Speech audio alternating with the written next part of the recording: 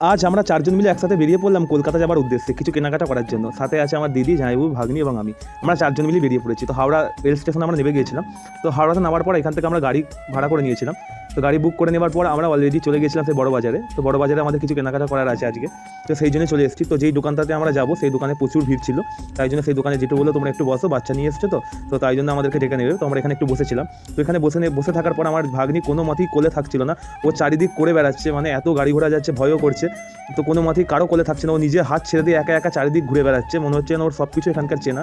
তো মানে যেই যাচ্ছে ওকে একবার করে কোলে নিচ্ছে এখান থেকে রাস্তা দিয়ে।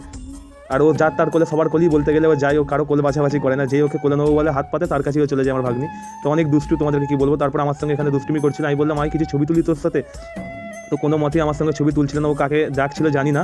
তারপর এখান থেকে আমাদের কেনাকাটা করা হয়ে গেছে। তারপর আমরা গাড়ি ভাড়া করে নিয়েছিলাম, গাড়ি আবার বুক করা হয়ে গেছে। তো গাড়ি বুক করে নেওয়ার পর আমরা অলরেডি হাওড়া স্টেশনে চলে যাচ্ছিলাম। দেখতেই